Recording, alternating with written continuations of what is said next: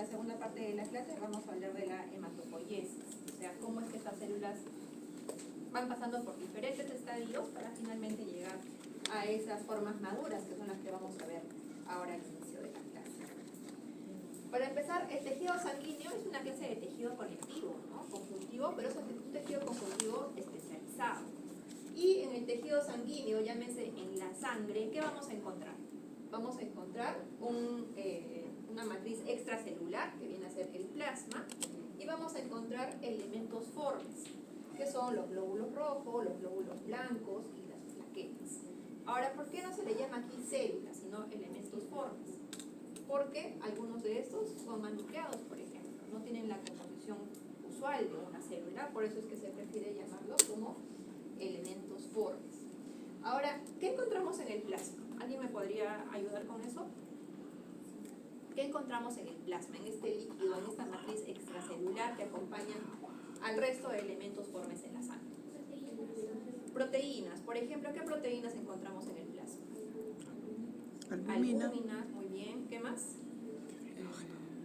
¿Qué otra proteína conocen? Que regulan la presión. Ustedes ya han hecho también un poquito de, han hablado un poco de presiones, ¿no? Fibrinógeno, globulinas, ¿no? Son algunas de las proteínas principales. ¿Qué más encontramos aparte de proteínas en el plasma? Electrolitos, ¿no? Sodio, potasio, etc. ¿Qué es lo que más hay en el plasma? Aparte de proteínas, electrolitos, ¿qué conforma el 90% del plasma? Agua, ¿no? Es lo que más vamos a encontrar en el plasma, agua. Proteínas, electrolitos, sustancias orgánicas, inorgánicas, ¿no? Todas ellas. Y después, en los elementos formes, ya dijimos, vamos a encontrar principalmente los glóbulos rojos, los glóbulos blancos y las plaquetas. Dentro de los glóbulos blancos, vamos a ver que estos se pueden clasificar en dos tipos. ¿Cuáles son esos tipos? Los glóbulos blancos o leucocitos es lo mismo, ¿no? Leuco es blanco y cito cero. O sea, glóbulo blanco y leucocito es lo mismo.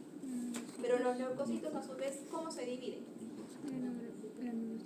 En granulocitos y agranulocitos. ¿Cuáles son los granulocitos que ustedes conocen? Basófilos, eosinófilos y neutrófilos. Y los agranulocitos, linfocitos y monocitos. Aunque en realidad se dice que esta distinción es un poco errónea, porque todos tienen granulocitos, incluso los considerados como agranulocitos tienen gránulos, pero son gránulos tan finos que no se pintan tan bien y a veces parece que no los tuvieran en realidad. Bien, pero vamos a ir viendo entonces algunas de esas formas. Acá tenemos un extendido de sangre, ¿no? Donde vemos cuál es la célula que predomina en la sangre en general. De lejos, los eritrocitos. Entonces vamos a empezar a hablar de los eritrocitos. ¿Qué forma tienen los eritrocitos? Forma esférica, ¿no? Son unas esferas y tienen, o son considerados discos bicóncavos, o sea, tienen concavidades en ambas caras. Y esas concavidades hacen que, como ven ustedes, en el centro se vea cierta palidez, porque justo en esa parte la célula es más planita y hace que, digamos, se trasluzca un poco con la coloración. Bien, entonces, ¿por qué es importante identificar la forma de los eritrocitos? Porque más adelante ustedes, cuando vean patologías, van a ver que algunas patologías donde hay defectos en la membrana de los eritrocitos, en algunas proteínas en la membrana, pueden hacer que esos eritrocitos cambien de forma, ¿no? Se vuelvan más alargados, más espiculados, entonces todo eso puede variar. Muy bien, ¿qué más hay que decir de los eritrocitos? ¿Son nucleados o anucleados? Anucleados, eso también es importante. Y más adelante, cuando vean eritropoiesis, van a ver que inicialmente esta célula es nucleada, o sea, las formas precursoras son nucleadas, pero va a llegar un momento donde se pierde el núcleo y ya en la forma madura estamos viendo que es completamente anucleada. ¿Cuánto mide un eritrocito? Más o menos. 8.5. De 7 a 9 micras. 7 micras más o menos, ¿no? Les digo esto porque más o menos el eritrocito en adelante va a ser nuestra reglita. Porque cuando lo veamos en comparación a otras células, vamos a poder ver que otras se miden o, digamos, nos permiten recordar la medida justamente en base al tamaño del eritrocito. Por acá vemos unas celulitas chiquititas. No sé si las logran ver también. que tienen una tonalidad algo basófica. ¿Qué células Las son plaquetas. estas? Plaquetas, ¿no? Más adelante también vamos a hablar de las plaquetas. ¿Las plaquetas de qué células derivan? De los megacariocitos. ¿Cómo son los megacariocitos? ¿Cómo los recuerdan en cuanto a imagen? ¿Cómo se ven? Son células pequeñas, grandes, gigantes, ¿no? Por eso son mega. Miden muchas micras, miden más de 20 micras.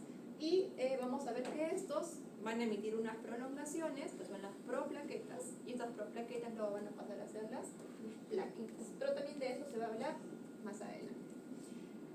Bien, entonces acá estamos hablando de los glóbulos rojos y de las plaquetas. Ahora las plaquetas, creo que acá nomás tenemos que hablar de ellas, tienen dos partes, ¿no? Una parte que es más oscurita, que está hacia el centro, y una parte más clarita que está hacia alrededor. ¿Cómo se llamaban esas partes? Esta parte más oscurita, donde encontramos gránulos, mitocondrias, aparato de Golgi, ¿cómo se llama? ¿Alguien recuerda las plaquetas? Ese es el granulómero, ¿no? Y la parte que está alrededor, donde encontramos proteínas de membrana, filamentos, ahí eso es el, ¿cómo se llama? Hialómero. Entonces, esas son las dos partes principales que vamos a encontrar ya en las plaquetas como formas maduras. Ahora empezamos a ver algunos de los, ¿qué son los neutrófilos? ¿Granulocitos o agranulocitos? Granulocitos. Entonces vamos a ver que los neutrófilos ahora son formas o son células o elementos formes, ¿no? Como habíamos dicho, que son también redondeados. En comparación al eritrocito, ¿cómo lo ven en cuanto a tamaño? ¿Cuánto medirá más o menos? Igual, el doble, triple, el doble más o menos, ¿no? Justamente los neutrófilos miden más o menos 14 micras, es más o menos el doble de los eritrocitos. Y estamos viendo que los neutrófilos, en su forma madura, tienen esta forma, tienen un solo núcleo, pero es un núcleo que tiene múltiples lóbulos. ¿Cómo se llama eso? Cuando tiene múltiples lóbulos, polilobulados. ¿Hasta cuántos lóbulos puede tener un neutrófilo? 5. ¿De cuántos a cuántos entonces? De 2 a 5. De 2 a 5 lóbulos. ¿Y qué une esos lóbulos? ¿Cómo se llaman estas estructuras que están uniendo los lóbulos? Puentes de cromatina. Bien. Entonces, por ejemplo, ¿cuántos lóbulos tiene este neutrófilo en la imagen? 3 lóbulos, ¿no? Unidos por puentes de cromatina. Esta es la forma más madura del neutrófilo, que recibe el nombre de neutrófilo segmentado. Porque más adelante, cuando vean granulopoiesis, van a ver que antes de esta forma madura, el neutrófilo tiene un núcleo en forma de una C, donde todavía no se identifican lóbulos. ¿Alguien recuerda el nombre de ese neutrófilo? Abastonado o callado, ¿no? Neutrófilo callado. Entonces, se ve diferente a este. Esta es la forma madura del neutrófilo. Ahora, hablemos del citoplasma del neutrófilo. ¿Cómo ven ese citoplasma? ¿Qué color tiene? Dijimos que tiene o no gránulos el neutrófilo. Sí. Tiene gránulos, pero son gránulos más o menos finos que no se pintan, se ven neutros como el colorante. Por eso es neutrófilo, ¿no? No es un citoplasma acidófilo ni es un citoplasma basófilo, como sí lo tienen otras células. Entonces, esa es la composición del neutrófilo. Acá tenemos otro neutrófilo también, en este caso también este tiene 3 lóbulos unidos por puentes, y vemos el citoplasma con unas granulaciones finitas, muy finitas, pero que no modifican mucho la coloración de su citoplasma.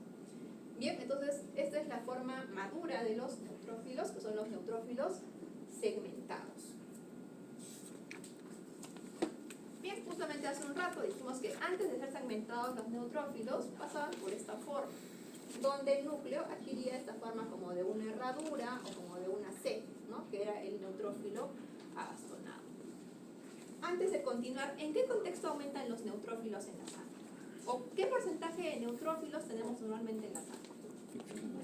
De todos los leucocitos, ¿qué porcentaje? Son primero las células más abundantes, ¿no? Son los leucocitos más abundantes. Promedio 60%, 50-60%. ¿En qué contexto aumentan los neutrófilos? Mucho más que eso. En infecciones. ¿Qué tipo de infecciones? Bacterianas. No son parasitarias. Infecciones agudas. Bacterianas. Sobre todo en infecciones bacterianas aumentan los neutrófilos. Más adelante vamos a hablar de los linfocitos, por ejemplo, ¿no? ¿En qué contexto aumentan los linfocitos? Sobre todo en infecciones virales, como ya vamos también a conversar en su momento. Bien, y hay un concepto en medicina, tal vez alguno de ustedes lo ha escuchado, que es la desviación a la izquierda. ¿Alguien le suena? ¿Qué es la desviación a la izquierda en el hemograma? Cuando aumenta Tal vez. Es cuando en infecciones muy agudas, muy recientes y severas, aumentan mucho las formas inmaduras, o sea, los neutrófilos abastonados, ¿no? Y eso sugiere al médico que esa persona está cursando con una infección muy aguda y muy severa, ¿no? Entonces, ese incremento es por los neutrófilos abastonados, la desviación a la izquierda. Y eso se va a ver más adelante cuando vean cursos más clínicos, pero para que lo vayan comprendiendo desde ahora. Bueno, vamos a un poquito ir en desorden por estas diapositivas, pero vamos a hablar ahora de este tipo de leucocito, que es un leucocito en el cual, como están viendo, el núcleo ocupa gran parte del tamaño celular, tanto así que no se puede diferenciar bien el citoplasma en esta célula, ¿no? Este es un linfocito. Era una célula granulocítica, agranulocítica. ¿Y cuál era la otra? El otro agranulocito. El monocito. Entonces, ¿qué es importante aquí en el caso del linfocito? Si ustedes se dan cuenta en relación a un eritrocito, tienen casi el mismo tamaño, es un poquito ligeramente más grande, ¿no? Y tiene un núcleo que suele ser ovalado o incluso puede ser un poquito indentado, pero no se ve. Aquí se ve un poquito la indentación a este nivel en la imagen, ¿no? Pero tal vez ustedes desde donde están no se puede visualizar muy bien eso. ¿En qué contexto dijimos que aumentaban los linfocitos en sangre? Infecciones virales sobre todo, ¿no? ¿Y cómo se llamará cuando aumentan en sangre los linfocitos? Linfocitosis. Linfocitosis, así es. Bien, tenemos al otro tipo de agranulocito que es el monocito. Esta célula, es importante comentar que una vez que pase por la sangre y vaya en los tejidos, en el tejido va a cambiar de nombre. ¿Cómo se llama ese nombre? ¿Cómo se llama cuando el monocito se establece en los tejidos? Macrófagos. Son los macrófagos tisulares. Y ya ustedes en algunas prácticas han visto que algunos macrófagos adquieren su nombre según el órgano donde se encuentran, ¿no? Por ejemplo, ¿cómo se llamaban los macrófagos en el cerebro? Microglía, ¿no? En el hígado, células de Kupffer. Entonces, dependiendo del órgano van tomando su nombre. Los monocitos son una de las células más grandes, ¿no? Como estamos viendo aquí, sí es bastante más grande en comparación a un eritrocito, un poquito más del doble podríamos calcular. Y tiene un solo núcleo.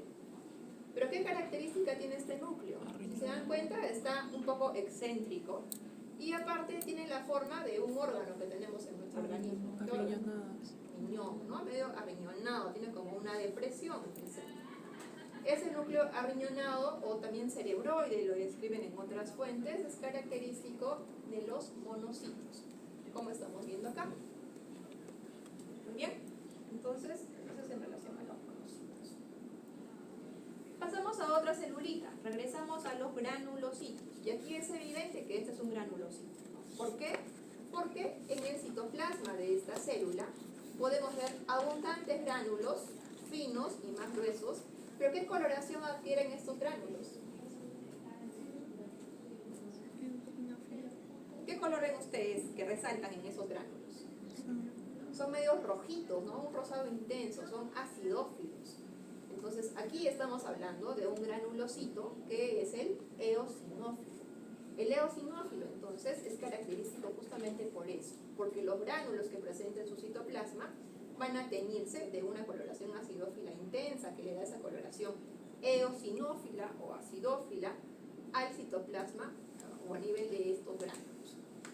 ¿Cómo es el núcleo de los eosinófilos? ¿Cómo lo están viendo? ¿Es uno o dos núcleos? ¿O es un núcleo bilobulado? Es un núcleo, nuevamente está bilobulado, ¿no? ¿Y qué lo une a este núcleo? Igual, puentecito de canal. Ahora, ¿qué encontramos en los gránulos de los eosinófilos? ¿Alguien recuerda eso? ¿Qué tipo de enzimas? ¿Qué proteínas? ¿En qué contexto aumentan los eosinófilos? infecciones parasitarias. En parasitosis, por ejemplo, muy bien. ¿En qué otro tipo de patología? Alergias.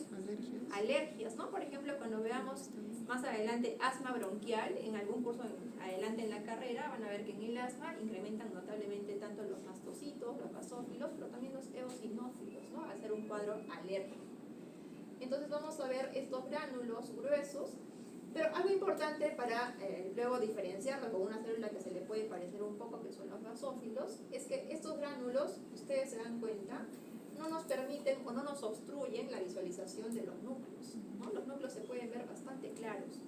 En los basófilos, por ejemplo, que vamos a hablar más adelante, vamos a ver que los gránulos suelen localizarse incluso encima de los núcleos y dificultan su visualización.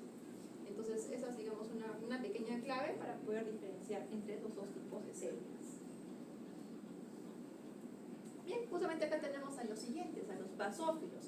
¿Por qué se llaman basófilos? Porque los gránulos que tienen en su citoplasma, estos granulocitos, se pintan de una coloración basófila. Ustedes saben que lo basófilo, ¿a qué se le llama basófilo? Esa coloración morada intensa, ¿no? Y acá estamos viendo que efectivamente los gránulos que presenta esta célula en su citoplasma son gránulos, pueden ser primarios, secundarios, pero son gránulos bastante intensos en cuanto a la coloración, ¿no? Es una coloración también lila oscura, y por más que aquí no se puede visualizar bien, esta célula también es una célula o es un núcleo bilobulado, al igual que el eosinófilo. Pero como les había comentado, hay tanto gránulo encima del núcleo que un poquito como que nos cuesta poder identificarlo, ¿no? A diferencia del eosinófilo, donde los núcleos se visualizaban con bastante claridad y también el citoplasma era más rojizo, ¿no? Por la tintoreación o por el tinte que agarran estos gránulos. Entonces, basófilos y eosinófilos, para poder identificarlos un poco. Hasta ahí está todo claro de las células que hemos ido viendo en esta parte de la clase. Hemos visto granulocitos, agranulocitos, eritrocitos y plaquetas también, ¿no? Para luego poder hablar de la hematopoiesis. ¿Todo está claro hasta ahí? Bien, entonces vamos a empezar a ver algunas celulitas por ahí y ustedes me van a decir de qué células estamos hablando. Esta, por ejemplo. Leucocito, eritrocito, plaqueta. Leucocito. Dentro de los leucocitos, granulocito o granulocito. Agranulocito. Nombre de la célula. Linfocito. ¿Por qué es un linfocito? Porque el núcleo abarca casi todo el tamaño de la célula, ¿no? No nos permite ver un poquito ni siquiera, o bueno, sí se ve, pero en la imagen no tanto, un cachito del citoplasma que lo está rodeando. Bien, ¿qué tenemos acá? Leucocito, eritrocito, plaqueta, leucocito. ¿Qué tipo de leucocito? Granulocito. ¿Qué granulocito? Neutrófilo. ¿Qué tipo de neutrófilo? Hemos visto dos.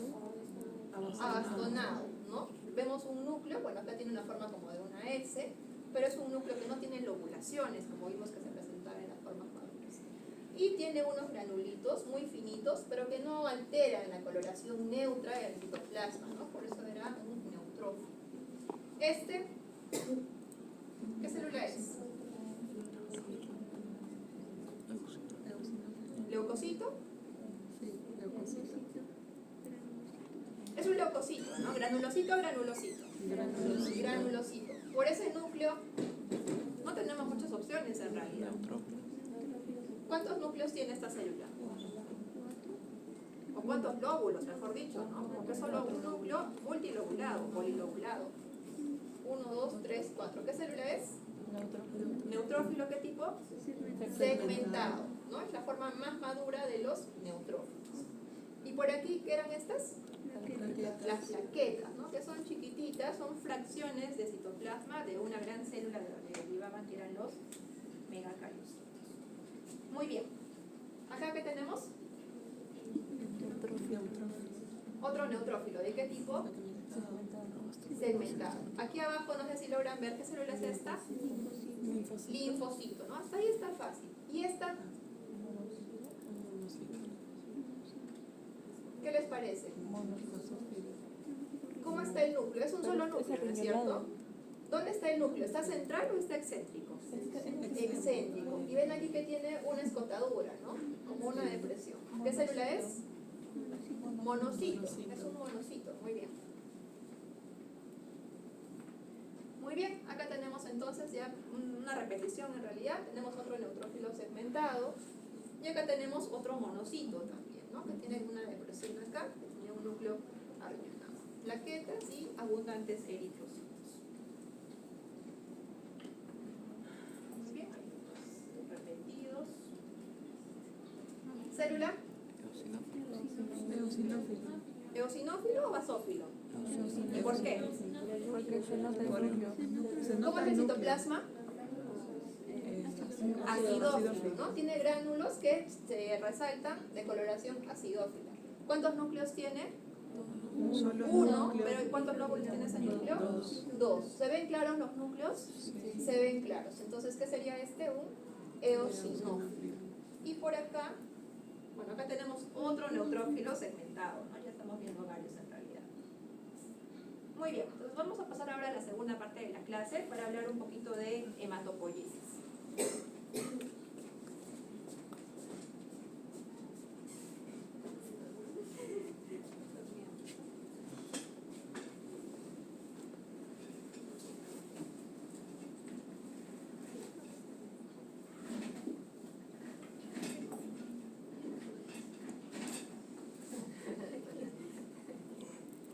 Bien, chicos, a ver, vamos a empezar con la parte de hematopoiesis, ¿ya? Primero, pues, definiendo qué viene a ser la hematopoiesis, ¿no? Es este proceso de la formación, la maduración de las células sanguíneas hasta que, pues, pasan al torrente sanguíneo, ¿sí? ¿En dónde se produce este proceso de hematopoiesis en un adulto? En la médula ósea, principalmente, ¿no? Pero recordemos pues que a nivel embrionario no siempre ha sido función de la médula ósea, ¿no? Empezó siendo función del saco vitelino cuando recién se estaba conformando pues, el embrión y luego pasó pues a ser función principal del hígado, ¿no? Y ya luego con el desarrollo embrionario ya esta función pasó, ¿no? Hacia la médula ósea compartida pues con el vaso, ¿no? Entonces, en la hematopoiesis vamos a tener líneas, ¿sí? Líneas principalmente linfoides que van a formar, ¿no? A los linfocitos B y linfocitos T que ya conocemos principalmente, y la línea mieloide donde van a salir pues, ¿no? Los eritrocitos, megacariocitos y los granulocitos que conocemos, ¿no? Eosinófilos, basófilos y neutrófilos, ¿no? Incluyendo también pues, a los monocitos. Entonces, parten de células madre hasta convertirse en células progenitoras y a partir de las células precursoras es que vamos a empezar a ver su desarrollo, ¿ya? Entonces, primero importante destacar que estos procesos o este proceso ocurre en médula ósea, como ustedes lo han dicho. Entonces, en un frotis sanguíneo de sangre periférica, ¿no? Que es lo que ustedes van a ver después en las láminas, yo no voy a encontrar esta célula, porque eso no sería normal, ¿no? ¿Qué encuentro yo en sangre periférica? Células maduras, ¿no? O de repente, pues, ¿no? Los neutrófilos, en el caso de los inmaduros, pues, que son los neutrófilos abastonados, ¿no? Encallados, ¿no? Neutrófilos encallados. O, pues, cuando pasan al torrente sanguíneo, de repente los reticulocitos, pero esos no están más de 2 días hasta que maduran en un eritrocito. Entonces, lo normal es encontrar en un frotis de sangre periférica, ¿no? O si se pinchan el dedo y es en un frotis, es encontrar células maduras. Todo lo que vamos a ver ahorita, la gran parte de las células no las vamos a encontrar allí. Entonces, para poder ver las células de esta manera, profesora, pero yo estoy viendo ahí un extendido, entonces, ¿qué sangre también que me han sacado de mi vena? No. Eso pues tiene un proceso aparte porque tengo que pues hacer un aspirado de la médula ósea para poder recién hacer una extensión, ¿no? ¿Ya? Para poder verlo así recién, ¿ya? Entonces, vamos a comenzar primero pues por el proceso de los más sencillos que viene a ser la megacariocitopoiesis, ¿no? Megacariocitopoiesis, que es la conformación, ¿no? Del megacariocito y para ver también cómo es que se conforman las plaquetas, ¿no? Parte entonces de un megacarioblasto, es una célula grande, ¿sí? Esta célula precursora es una célula grande con un núcleo pues irregular, ¿no? Como se ve aquí también la cromatina es un laxa, ¿no?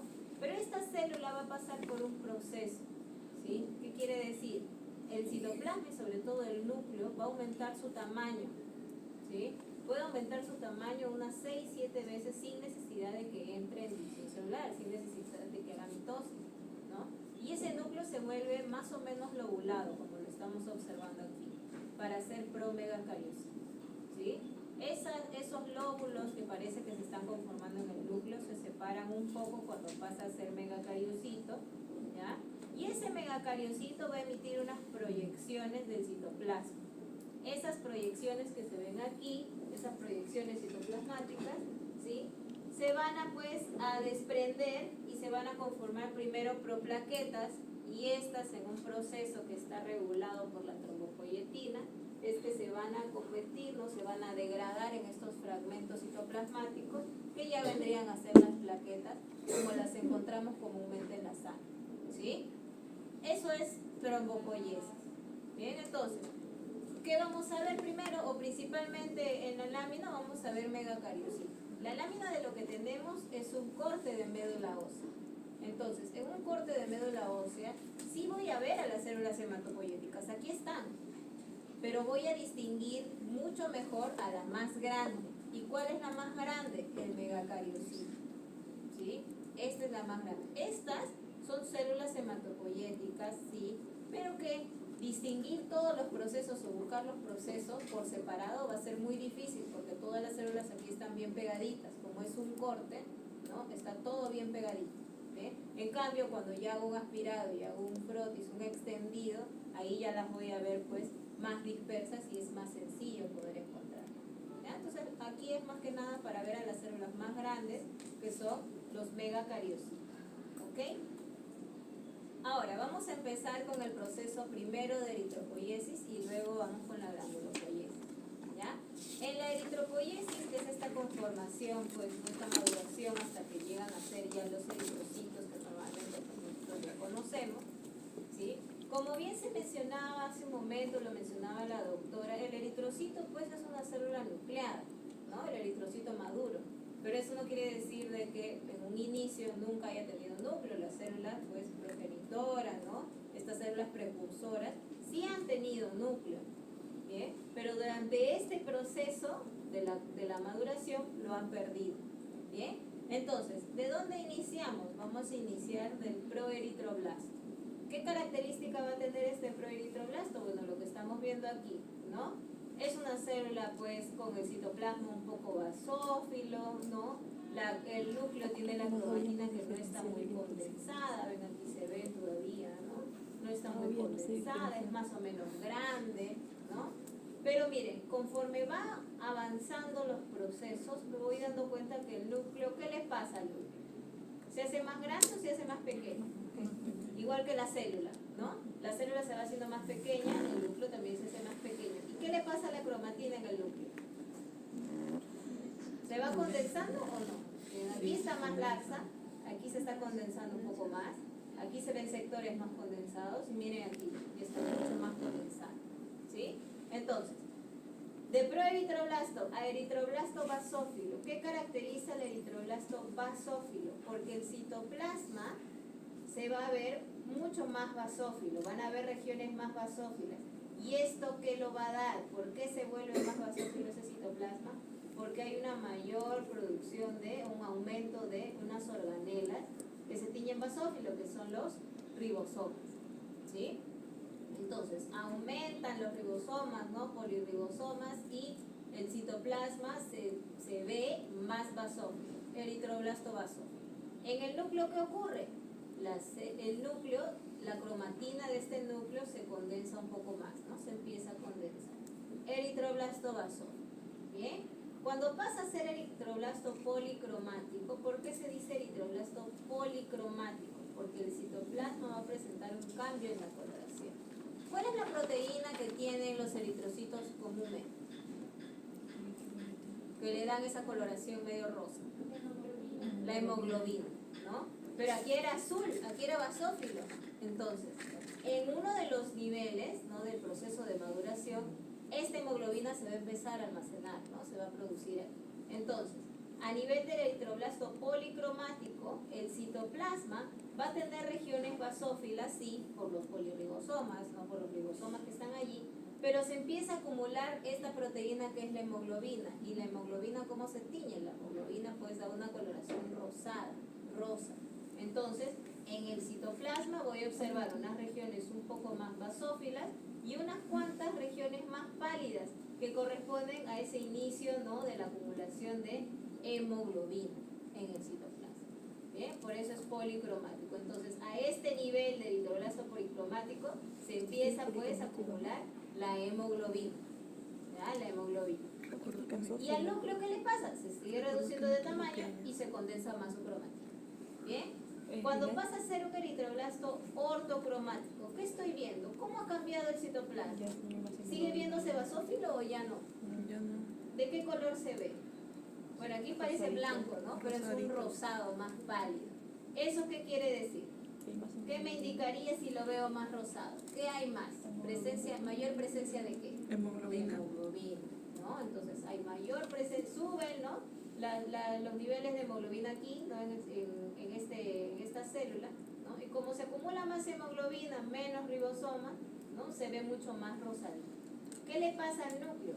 La cromatina se condensa mucho más y vean, el núcleo que normalmente pues era así un poco desviado un poco hacia la esquina, ¿no?, hacia un costado, pero aquí ya vemos que adopta una posición claramente excéntrica hacia un costadito, ¿sí? ¿Por qué?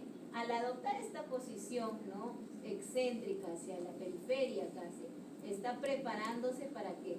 Para ser expulsado, ¿no?, para que se produzca esta extrusión del núcleo, para que salga. Bien, entonces a nivel de eritroblasto ortocromático, además que suben pues, ¿no?, los niveles de hemoglobina que se encuentran aquí, ¿no?, hay más acumulación de hemoglobina, por eso se ve rosa el citoplasma.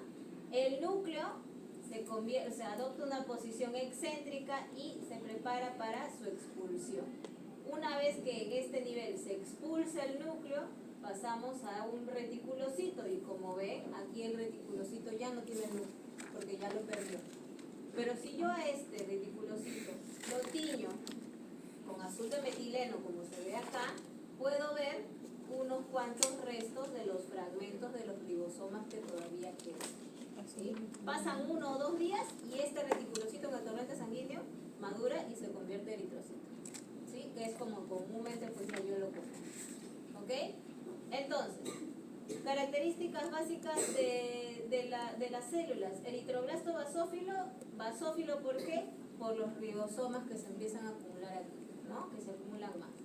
Policromático, aquí que se empieza la presencia de ¿qué vemos ya? De hemoglobina, ¿no? Por eso hay un cambio en este citoplasma, se ven unas regiones un tanto más pálidas.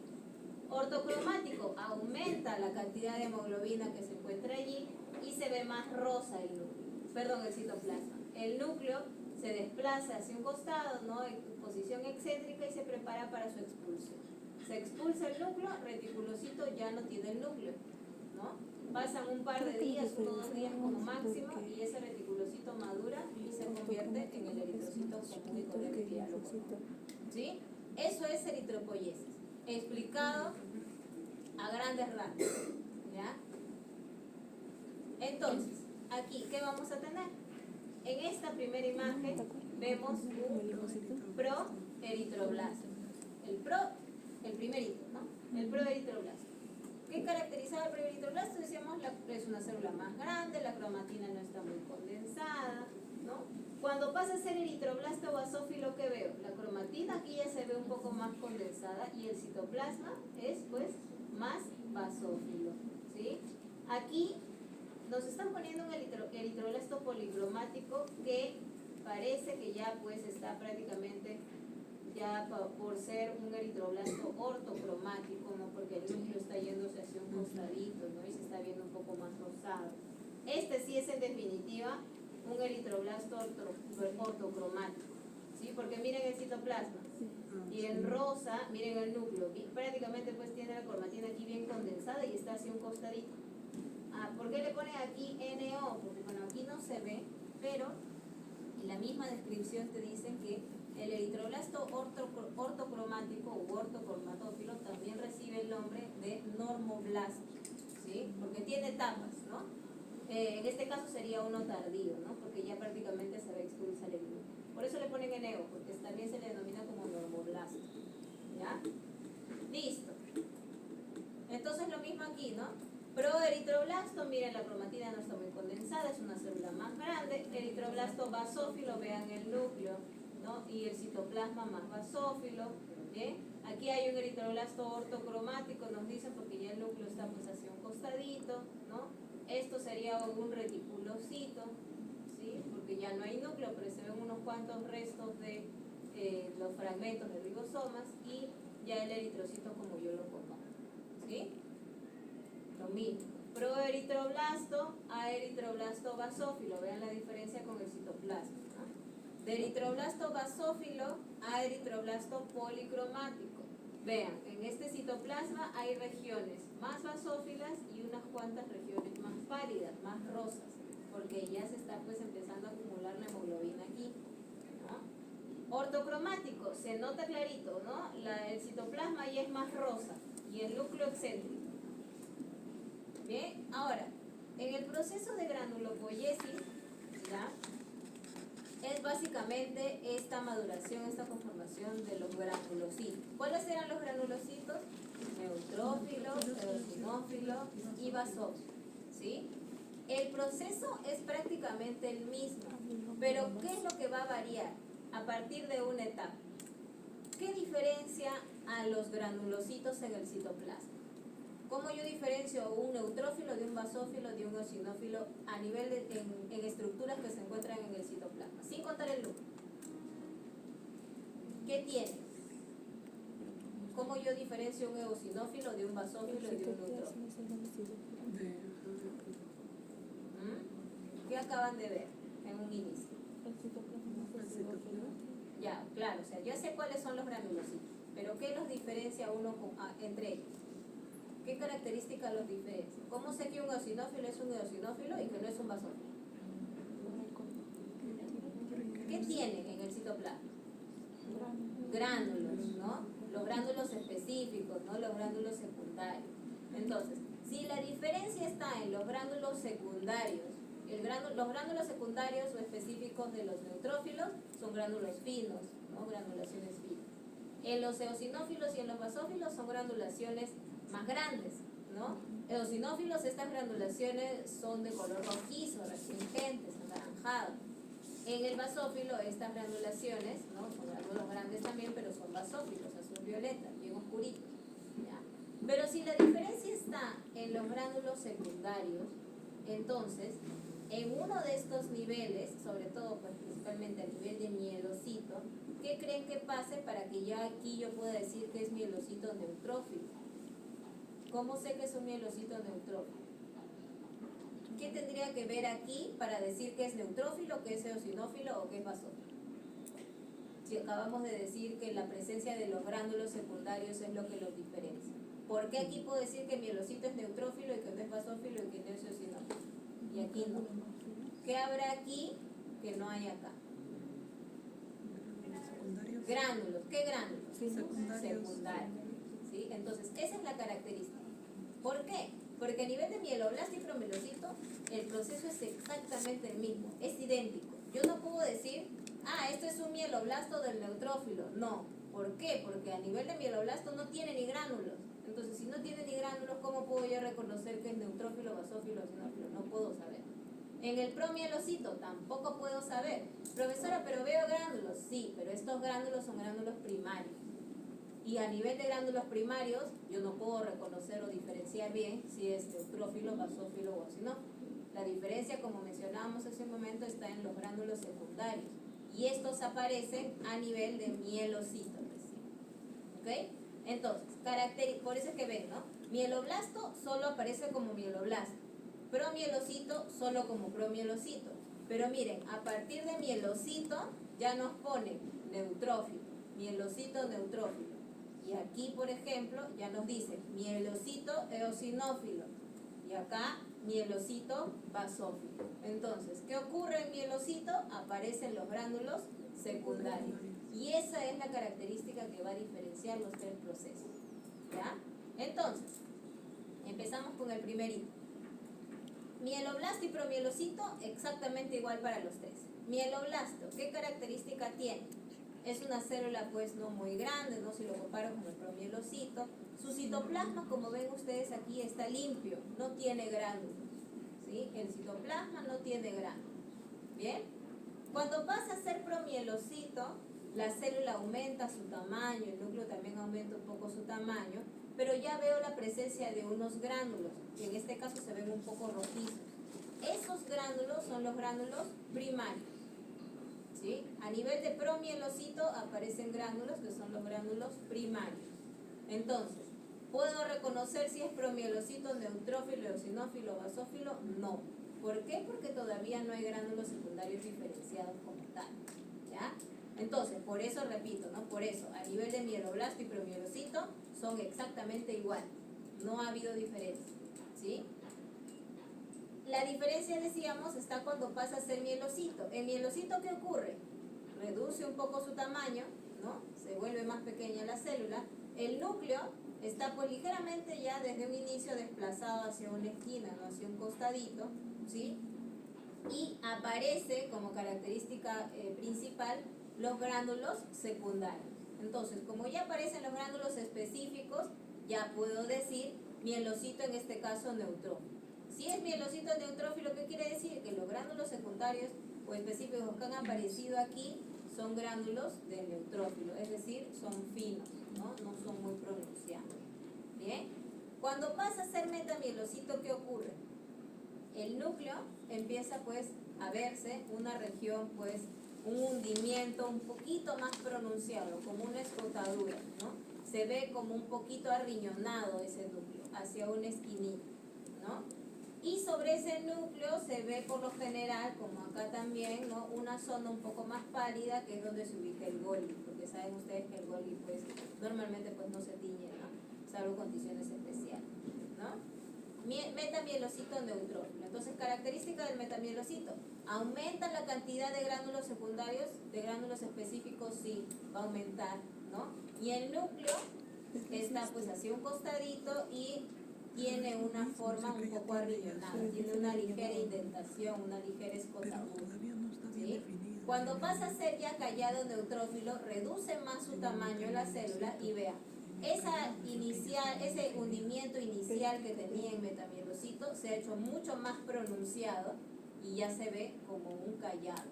Y esa es la forma de callado, ¿no? En este caso, callado neutrófilo, porque estamos viendo pues granulaciones de un neutrófilo. Y luego ya pues continúan su proceso y se convierten en el neutrófilo que yo ya conozco, el neutrófilo segmentado, ¿no? El neutrófilo malo. Eso es granulopoiesis de neutrófilo. Promesora del eosinófilo y del basófilo. En el eosinófilo, mieloblasto igual, sin gránulos. Promielocito igual, gránulos primarios. Mielocito, aparecen los gránulos secundarios. ¿Y cómo son los gránulos secundarios del eosinófilo? ¿De qué color? Rojizos, ¿no? Anaranjados, acá se ven más naranjas, ¿no? Y son grandes, ¿ven? Entonces, como son pues gránulos del eosinófilo, ya sé que es un mielocito eosinófilo. Metamielocito, vean cómo ese núcleo está hacia un costadito y tiene pues una escotadura, una indentación, un hundimiento, ¿ven? Eso es metamielocito. Este hundimiento es de metamielocito, tiene una forma medio arriñonada, ¿ya?